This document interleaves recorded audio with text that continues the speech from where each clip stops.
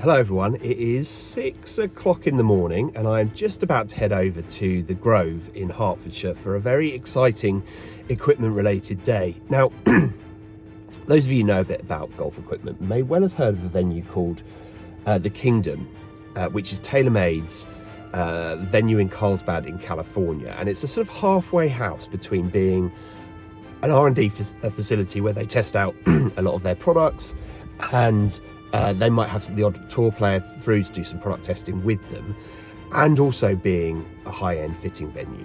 Now, TaylorMade is about to bring the Kingdom to Europe, to London and to the Grove, and it's just about to open. But before they open it, I've somehow managed to wangle my way in for an early, not just an early look at the Kingdom in London, but an early fitting as well. So I'm heading off for a driver fitting and to find out what the Kingdom in London is all about.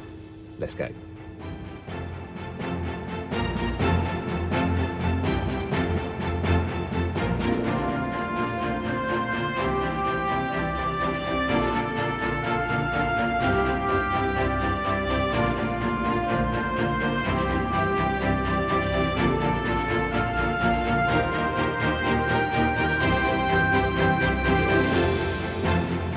Nice to meet you. Lee. Yeah, nice to meet you. I'm Lee. Hi there, Lee. Neil, I'm Ollie. Nice to meet you. Ollie, nice well? to meet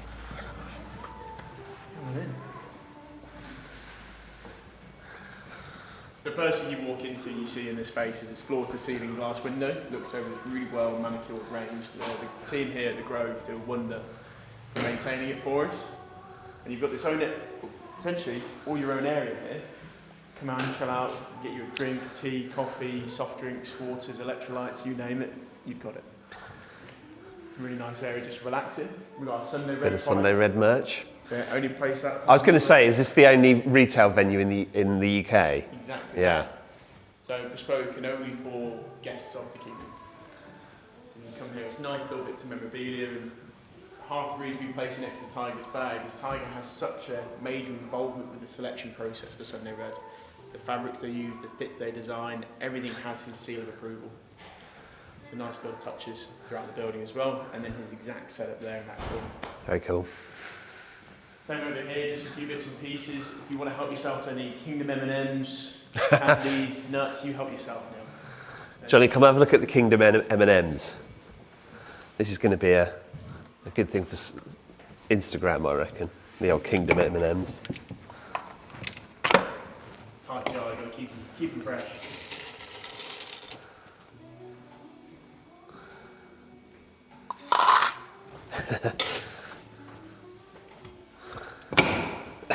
Very cool. But Neil, I'll show you around a little bit. And Yeah. then I'll show you where you're going to be today. This is our plumbing studio, so you'll spend some time in here. So some really cool tech in here as well, Neil. So you have gears, and that's these cameras that are in the ceiling. And what that does is it tracks the putter in 3D motion. So if I grab this, you can see on that screen, that putter is going to get picked up, and we can see how the blade opens and closes for different rotations. It helps us understand different necks, different CG placements, and how those golfers react to it, to help players square the putter face more often. We can also see how that works with sight lines, so we can see what that putt looks like at address and at impact. So basically help us decide, well, hey, you need a line on the golf ball, or maybe you don't need a line on the golf ball, but it helps quantify those decisions. Yeah. Which is really, really cool. That then pairs with... I think it's one of those things that a lot of people will pick up a putter and they'll have a putter in the bag that they're using just because they like the look and the feel of it. But there's actually quite a lot of science around how to square the blade, isn't there? And the neck is such an important part of that. So being able to know exactly what's right for you, it is so important. No, definitely. It just really helps us make those decisions. When we are fully operational, we'll have 127 putters in here. You've got to know which one's the right one for you. And it's not one size fits all, it's one size fits one. And that helps us decide that. So once we know what neck and head style we need, then we'll look at quinting. That helps us understand skid and roll. Paul Hurren designed this unit. It really gives us a lot of detail about how the golf ball moves along the green. So we use this to help decide things like loft, different CG placements from a launch and skid and roll perspective. It's a really, really cool combination of tech. That's then paired with the Zen Green stage, which we use Sinlawn. So this is really, really cool. So we can actually change the angle of this but also the speed. So Michael and his team from Sinlawn can come in here and put more sand in to speed it up, to strengthen the fibres, to make it more compact and rolling much faster. Or we can take away the sand and make it much, much slower. So we can really control the environments for any player that comes in. Right now we keep it at a 10 stim. That matches the greens here at the Grove. So something really nice and true and rolls at a pretty consistent pace what good greens are around in the UK. So a really nice combination of tech, good feel, and really good options. Loads of options. Yeah. Yeah. You come through, you're going to be rubbing shoulders with the likes of Tommy Fleetwood, Charlie Hull, Scotty Scheffler, Rory, Tiger, Nelly, in this space where Kingdom has great stories as well. And we want to carry that for the Kingdom here at the Grove. Even having cool spaces like this is our hero space. So for example, having last year's major winner, Masters winner, Rory McIlroy's bag, which he kindly signed for us, along with his actual set of irons, Raw's Protos, the exact specs. So you can come in as you walk through, you'll see these cool things. Same for Scotty's bag from the PGA. And then, for example, the Masters this year, back-to-back winner Rory, we're just waiting on the panel and getting that signed as well. So it's really cool stuff. And then, Very cool. Last but certainly not least, having Nelly's bag, that's on the way. Nelly's club's coming here. And then in the last 18 months, you've got 4 major winners all from TaylorMade, all in one space. Yeah. It's a really, really cool area. Yeah. Big thing for us, we want to Which bag is the best? Which bag is the best? It's got to be this one, isn't it? I think it's got to be cool. It is really, really cool. Although that is quite cool. The biggest, every time someone's come in, always point out the head covers. Yeah, exactly. Blade Yeah. head cover with the smears. It's not a bad one. Pretty cool stuff. But the whole area is cool. Even when we go into the locker room, the big thing for us, we want to make it feel like the tour truck. Same quote from Tiger that we have just before you leave the truck. It's almost like this is Anfield sign, but it just gives those players a little bit of touch, that tour inspired. And then you come in here, and this is your space. This is the locker room. So you obviously got some nice company today, Charlie and Tommy, but we'll set this up for each guest as they come in with these 2 athletes, particularly here in the UK, 2 big names for us here as well. So really, really nice environment to come chill out in. Very good. We're almost there. We haven't actually put the plaques in because, again, we're still pretty much moved in the last few weeks. But we're going to dress this almost like the tour pigeonholes. So you'll be here next to Tommy Fleetwood, Colin Morikawa, Charlie Hull, just spaced around. And as you look around, you'll have all these athletes around you and their bags and the shelves next to yours as well. And then there we've got Suite 2 set up for you today.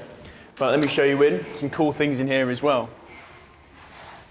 So as you come in, you met with that lovely range. Again, you mentioned the weather. It's definitely on our side this week. But in this room, 800 shafts on the walls. Drivers, 3 woods, 5 woods, 7 woods, 9 woods. 3 rescues, 4 rescues, 5 rescues. Every single option that we offer from TaylorMade. Irons-wise, we do everything from an inch over to an inch short and half-inch increments. And we've even got up to 2 inch long for some players if they need that as well. So we've got a lot of options. How many shafts did you say? 800. So a lot. But again, a lot of technology to quantify those decisions. So gears, there's actually 10 cameras in here because we don't just track the club, we track the player. So we use 3D motion capture for the whole golf swing. So part of the experience is we'll dot up the guest with a belt and a hat. We use a little bit of AI with that and it helps track the whole golf swing to help us understand when they start to unload, how much does the shaft droop, speed, things like that, to help us with a starting point with all those shafts. And then as soon as we've got our starting point, move out to the range. How much does that tech change what a player might end up with versus what you might describe as a more standard fitting? So that being able to map the whole player and how they're moving, does that then totally change the sort of likelihood of the spec that you're going to end up with? Potentially, or potentially not. I think what we find with this is it helps us, one, conserve a lot of energy. I've been in fittings and I've conducted some fittings where the player goes through a lot of golf swings before you get to the right option. And at that point, you start losing fair swings. This technology helps us in the right direction earlier on, giving us a better idea of what's optimal for that golfer while they're still giving us fair swings. So we'll probably get to a similar outcome, but we're going to get there much, much quicker, but also having solid concrete evidence of why that is the right decision as well. So once we've done that, we move out into the range. And out here, we use a combination of Foresight, GC Quad, and TrackMan 4. So best tool for the best job. Okay. Not bad range. Yeah. So we also have sin lawn out there. So winter or summer, those greens are going to react how we want them to out on the golf course. We use real balls here. We use TP5X and TP5 to understand best ball for that player. We have a saying, always be ball fitting. So every decision we make in the bay, we're always thinking about what golf ball that player plays. So will you be, but what if the player doesn't know what ball they should be using? Are you giving them some advice on that front as well? Exactly that, yeah. If we're seeing that golfer is hitting pretty high ball flight, and we're seeing with the golf clubs and we don't want to change too much things because we're seeing good performance with a certain area of the bag, we'll talk about how the golf ball can accompany and pair really nicely with a certain setup and how that golfer play the right golf ball for the entire bag, not just one club. Yeah. So one nice thing is you've gone through that whole process, you've been on gears, you've been on Quintet, you've been on Trackman Quad, you've got really excited about that new kit. You don't have to wait anymore. You come into our Tour Spec workshop and we can build that driver that you've just been fit for, those fairway woods, that rescue, those wedges that you've just tried. We even have a lot of Kingdom exclusive product here as well. So some grinds that you can't get out in retail, some shafts that you can't have access to unless you're in our tour department. Okay, So right. some really, really cool things that we can offer here from the Kingdom of the Grove. But yeah, everything you come in, we can build a driver in around about half an hour. So you come for that 9 AM fit, you got tea time at 1 o'clock, you're gonna walk on the first tee with that head cover. So yeah, it's a really nice, cool touch. Very cool. So this is spec'd out like the tour truck is spec'd out, presumably? Exactly. The last thing we're just kind of waiting on is our Mitchell loft and line that's going to get drilled into the ground. And it's a nice piece of theatre. You've got this big glass window. So a guest just had that fit. They're chilling out, maybe with a Kingdom beer or a Kingdom Prosecco. Yeah. But they can watch their clubs be built. We've got the cutting wheel right in front of the window, so you'll see those sparks flying, and it's a great piece of theatre for them. But it's just a cool fact that you can come, get fit, go play with it immediately afterwards. Yeah. It's just nowhere else like that. It's a really, really cool touches. But yeah, you've got some options in here, and we can stamp anything as well. So you've got favourite dog. Not going to say favourite child, some people may do, but... Oh yeah, everyone has a favourite child, don't they? But we can stamp whatever you like in these wedges, so yeah. It's a really cool space. And one thing we do a lot of the time as well is you come in, you'll get the ball data afterwards as well. So we use My Fitting Experience, which is a tailor-made program where we track all the data throughout the fit, both your data as a player, but also the ball and club data. And you get access to that after the fit as well. Yeah, and you come back over time, you see how things have changed. Exactly. And the fitters here, myself and Luke and Lee, we can go through that before you come in and we'll say, okay, well, Neil's been in before, what happened last time? Where did we get up to?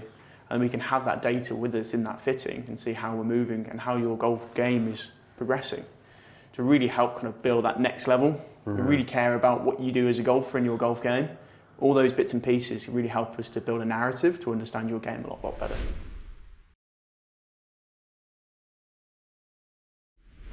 Hi, I'm Neil. I'm Luke. Nice to meet you. Thank you for coming. I'm looking forward to it. Should be fun, huh? Yeah, absolutely. Right, should we get to it? Go for it. I'd love you to just go through your normal warm-up, Neil. Just start with a wedge or something like that and Perfect. Put some reps on it, and then we'll work up the bag slowly.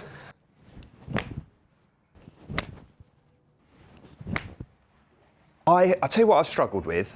I struggle with ball flight with my driver. It can come out very aggressive and low. Yep. I'm working on something at the moment to try and get the ball flight up a bit, but it feels a bit unnatural to me. So if I could find something that does that for me and gets, I know for a fact today I'm sure we will come across something in a fitting that will help on that front. So a little bit of elevation, bit of launch angle, bit of carry. That would be a great goal for us. Exactly. And then something that you can hit both of your go-to shots with, depending on how the hole looks. Yeah, that's what exactly. That's the key for me, really. I've sticked up your driver already, just so I can get some club data on the quad as well.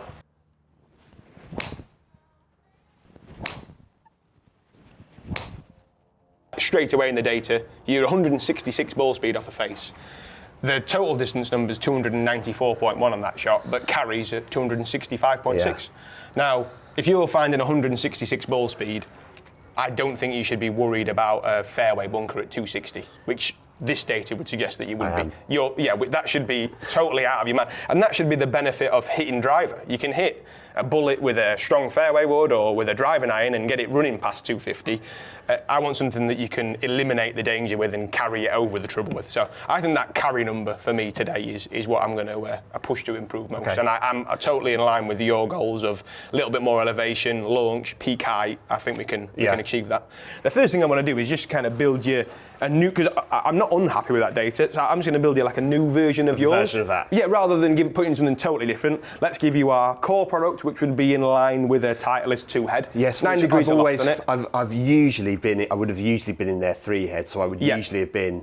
But to be honest with you, I'm happy with the look and how it plays, how it feels. So I'm not against trying a low spin head. For us would maybe be a closer equivalent to a 3 head. I'm definitely not against trying that today, but to start with, I'll just go 9 core, and we have 1K Black 65X, so why don't we just hit some shots with that and see how we go.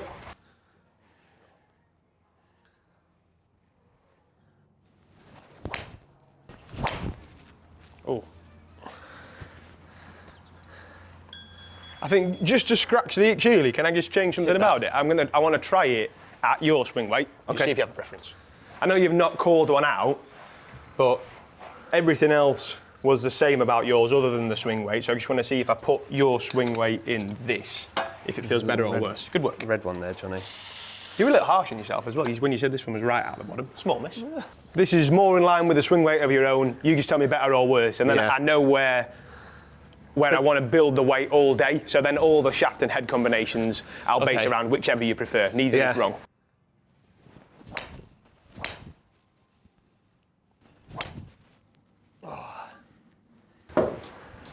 Just hit this for me, and then we'll do that change to the loft. And I think I'm on the same page as you there. I think that that aggressively low ball flight sometimes is there's something that's leaking into the golf swing as well, because as a good player, you like trying to hit it through a certain window. Yeah. So if I can give you that, you can put swings in it with more confidence, less swing thoughts. Just give that a swing for me and compare it to the last shaft. Let's do a bit with the driver head now. I like the way you've timed that shaft up though. Should do one thing at a time, so I'm going to say exactly the same driver head, but move you into a 10.5. So we're going to try 10.5 core to see how that sits to you. Because I think you've played the loft number you've played now for so long, I want to see how you react to seeing more loft. Yes, I don't think it's definitely something I wanted to have a look at. Great.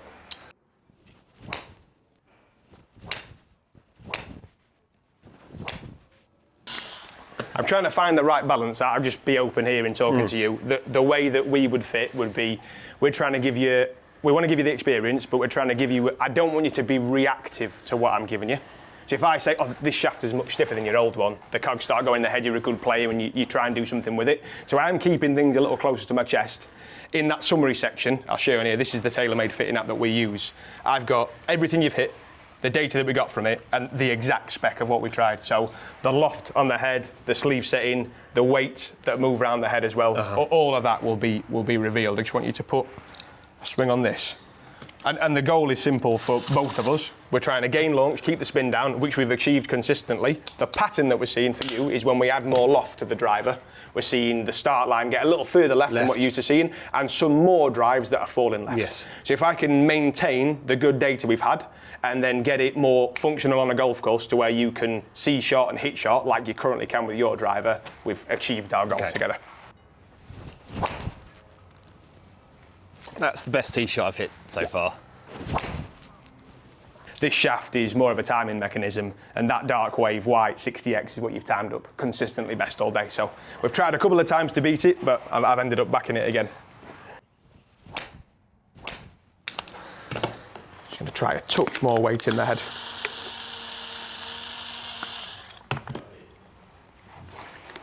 I mean, I would love to try more loft.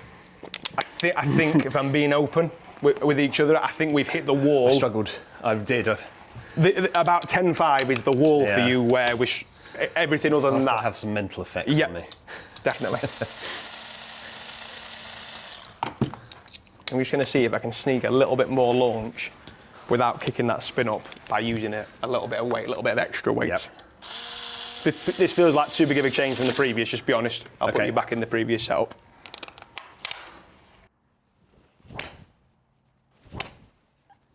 I mean, I definitely wasn't able to shape a driver like that previously. This is back to the best combination of the day.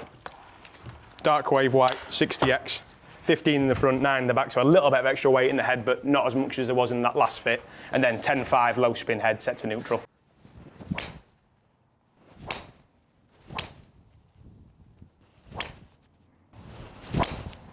So good. I feel all right. That's us working together. That's the best shot I've hit so far by some distance, isn't it? See, you got to trust it a little more, man. And also, it's like I want the face. I want you to hit that draw. I want the face to be a little open. That face has got to be a little bit open to our intended target line. If you're hitting it consistently falling a little left, that was amazing. And look at the numbers on that. I've said everything over. You're always living north of 165 now, basically with everything I build. Yeah. Anything where we get over 8 degrees of launch and keep it under 3,000 spin, which you've consistently done. And if we looked at this drive we've built, the average spin has been 2,600. So the spin, I'd say, is perfect. Sometimes the launch still creeps under 8 because the average spin has been 7.3. Every shot where we launch it over 8, it carries over 270 yards. That never doesn't happen for you. Yeah. You just got to let it sit with a little more loft and trust it. Can we look at fairways and hybrids now? Absolutely, yeah. Really good work there on driver, Neil. Got our goal at the start of the session, which was a little bit more elevation, a bit more carry distance. We'll see what we can do in the middle of the bag. What type of distances would you normally hit these two from? I'd say the hybrid can vary quite a bit, I would say. I can hit it sort of 220 if I'm hitting it out the rough or I'm just trying to squeeze one down there. Yeah. But I can also get it up to 240 or 250. I'd say a stock shot is probably the 235 type mark. Yeah. And this is a 260, 265. Yeah, and you're so pretty happy with how they space out from your forehand. I'm fairly happy with that. Yeah, I don't really have too many concerns about that. Yeah. But again, it's like every other part. It's like just looking for something that's offering me this consistency as possible. With fairway wood, something that I can hit both ways because I tend to be able to hit the draw, but less be able to hit the fade. Yeah. Yeah, and then, I mean, something that's playable hitting into the greens probably with this would be quite good. Perfect. So this is more of an approach club, bit of a second serve off the tee. Yeah. Great stuff. Let's see some with your rescue first, just so I can get a baseline to work off.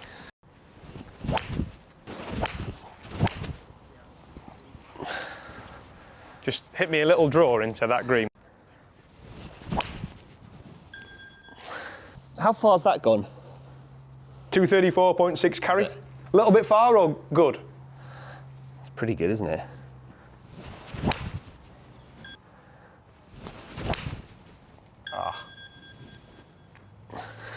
It's a different window to the rescue, isn't it? That's me fully trusting it. Yeah. And going, it really doesn't matter if you hit this bit right.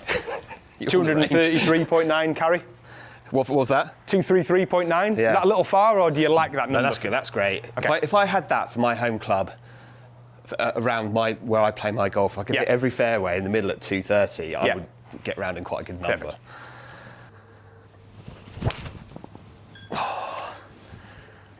The flight is amazing. The number is perfect every time. I just think, for me, I'm surprised that there's something that you fear that right miss, because you hit that perfect trap draw with 7-iron. Yeah. This is a 7-iron that you're going to hit from 230 yards away.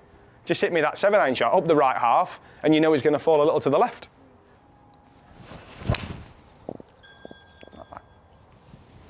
Imagine that from 235 yards away from a green. I really love the flight of that. I mean, if it wasn't the fact that it just looks and feels so different to me because it's a 7-wood. Yeah. But You are like Mr. 7-wood. I've counted rescue out for you. The only thing we need is exactly the same number as this, and about 15 to 20 feet more high, and let's try and get it landing steeper. If we were to look at the data between your rescue and your 7-wood, if I bring your rescue back in, your rescue averaged, I haven't looked at this yet, 63.5 feet of peak height. We've got up to 91.6 feet. The total distance is within 2 yards. The carry distance is 10 longer, but obviously the total's the same because it's landing steeper and stopping faster. You got 41 degrees of land angle out of 7-wood. You got 33 with your rescue. It's a bullet off the tee. If you played the world's tightest golf course, that rescue is effectively your driving iron. Yeah. But I just don't ever see a time where you could, at your standard, where you could hit that into a green and get it stopping. Yeah. And I'm saying your standard because that's the shot you need in the bag. Yeah. If you've got a par 5 or a strong par 4 or a strong par 3, there's no reason that we should be bringing it in at 32 degrees of land angle from that far away. Like, just gain some elevation, get it stopping quicker. That's easy. Let's do that with a stronger fairway wood. If we got to more than 270 total? Do you think that's like 270 would be a perfect round number? Max, I reckon. Yeah. I think anything longer wouldn't be that useful in a round of golf. Yes, would start to become less useful to me, I think. Understood. Perfect. Let's go 16.5 head then. QI 4D 3HL, so 16.5 degree 3 wood. We're looking for north of 260 total distance. So try some options, see what's closest. 268.5, 244 carry. It's a little bit aggressive in the spin. Only spun at 2,500. Peak height was 86 feet. I'd like it to spin a little bit more to keep it in there a bit longer. I hit it out the toe, so amazing, yeah. probably come Not out a bad number. I think we can get it to go further, but you don't want any more. I don't. Yeah. Fair enough. Because, I'd much rather there was a gap between driver and hybrid. Yeah. Of a driver and fairwood. If I can hit a soft driver, that I can do. Just try one more shaft in this. Sure. Really good, yeah. What grip do you have? Give me 2 seconds. I just want to hit this hazardous in driver because we haven't hit it yet. Uh-oh. That's the best Flight. 273 carry, 291 total. You know, both of these are in your category. Neither's wrong. That Kylie White was awesome. It was the best thing we tested. Yeah. But this is what we're playing. You love your shaft in your 3-wood. This is what we're now playing, the new version in new 3-wood and 7-wood. It's very, very close to that Kylie on the grid. I thought, let's give it a rip. Fastest ball speed of the day. It's a long one, that one. 170.6, 271 carry, 299.6 total. Just let me sneak a little bit of weight out of the head and see how it feels with that shafting. Sorry, everyone. I feel like I've... part of the experience. We want to get it perfect. We're dealing with human beings here, guys, not robots. A last-minute shaft change in driver. We've profile matched your driver, your 3-wood and your 7-wood. We've got nice weight progression. You're going 60, 70, 80. Just works better as a set. Oh my God. Ah. Okay, so we have made a last-minute sort of switcheroo here, haven't we? Explain what happened right at the end of the fitting. Yeah, I mean, we certainly weren't unhappy with the driver data that we were seeing in the first part of the fit. We've gone through the fairway wood fitting. 7-wood was pretty much a no-brainer. I wanted something nice and heavy, so I've gone straight to this hazardous 80 gram 6.5. It's a profile you're playing one of your current fairway woods, which you like, and it's firmer in the handle, a little softer in the tip section. We spoke about that earlier. You timed that up very, very well. We tried the Kylie in the 3-wood first, because that's what we finished with the driver, and something was missing. I've thrown the hazardous in the 3-wood, and we saw a big, well, basically your ability to hit the middle of the face, which is the main thing we spoke about earlier. Why we choose, the whole thing just feels better, doesn't it? Yeah, a couple of toey ones out of Kylie. Timing with this hazardous again was amazing. So I thought, right, well, before we finish and go to build, why don't we throw that same profile in the driver? Because I mean, a nice matching set. We can profile match the 3. You've got 60 in the driver, 70 in your 3-wood, and then the 80 in the 7-wood. And yeah, we did see another, not necessarily a gain in the data, but your ability to hit the middle of the face and control your start line was even better with this than what it was with the Kylie. So let's make you a nice matching 3, and we finish with the hazardous in the driver as well. I hit a few draws, and then I hit one little fade, and it was like, okay, I can do both with this. Yes. So I felt comfortable. I don't think it's a coincidence that you currently feel very confident swinging your 3-wood and you enjoy hitting that golf club, because I think this profile of shaft works really, really well for you. Yeah. Cool. Good find us. Really enjoyed it. Yeah. Yeah. Top man, it was class. Thank you so good much. Work, really good.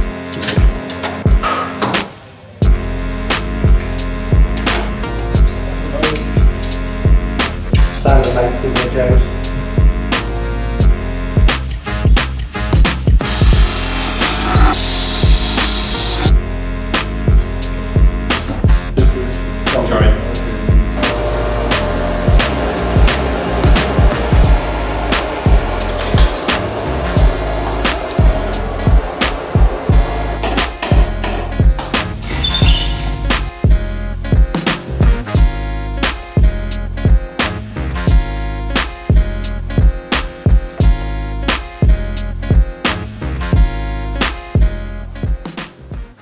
Neil, we're ready to go.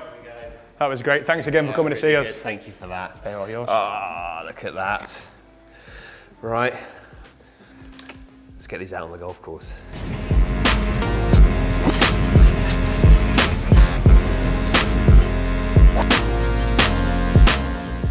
Okay, right, so fitting done up at the Kingdom, and we've been on the golf course for a few holes now, hit a few drives, hit a few metalwood shots.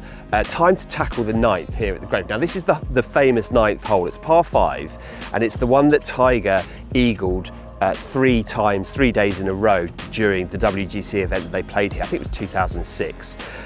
So what better opportunity to test out whether TaylorMade have managed to get me into the right product than to take on a hole like this. So let's give it a go.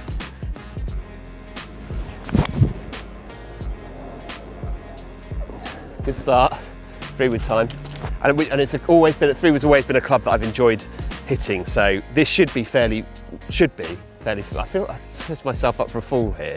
Should be fairly familiar. Oh no. Oh, it's quite well up there though.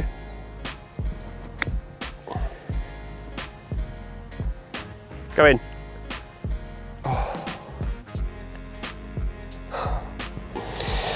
Oh no, Johnny, that is terrible. Oh, settle for a par. Tiger's done me by 2. So there you have it, that's our look at the Kingdom here at the Grove, the TaylorMade sort of European custom fitting headquarters, and it's been an absolutely amazing day. What I would say is for those people who are tempted to go through this sort of premium high-end custom fitting experience, it is unlike a normal custom fitting experience. As soon as you walk into the Kingdom, it is a bit different. It is very high-end, it's very premium, and they have everything in there. So from driver all the way through to putter, there's all the tech, there's everything you need to really get yourself dialed in, and it's all in an environment that is quiet, it's exclusive, it's slightly tucked out of the way, even though you are here, so you're not far from central London. There is something quite special about that. Now for me, I ended up in the QI4D LS with a hazardous shaft, and it's a slightly softer in the tip end. I turned up and I was hitting it quite well off the tee, but everything was coming out quite low. Got the flight up, got the ability to turn it over, exactly what I was looking to do off the tee, so really excited to see how that goes. And I hit a few decent tee shots with it out here. I've got a high lofted 3-wood in the bag, and very surprised to see myself go into a 7-wood, which is not something I thought I would do. And actually, as soon as I put it down on the ground, I wasn't too sure to start with. Looking down on a fairway wood with that much loft, wasn't overly sure about it. But as soon as the ball came off, it came out really strong ball flight, nice and high, going exactly the right distance. I was genuinely sold on this within about 2 swings. So that is what a tour level fitting entails, and it's not for a tour player. I'm a 5 handicap golfer. You know, there were 800 shafts to choose from during that fitting. What I'd be interested to hear is that something you would be interested in going for? It's not for everybody, obviously it comes with a premium price tag, but for those people who have the ability to pay for it and really want to go into the nitty gritty, then there is a great experience out there for you. I hope you found this video helpful. Thanks for watching. We'll see you next time.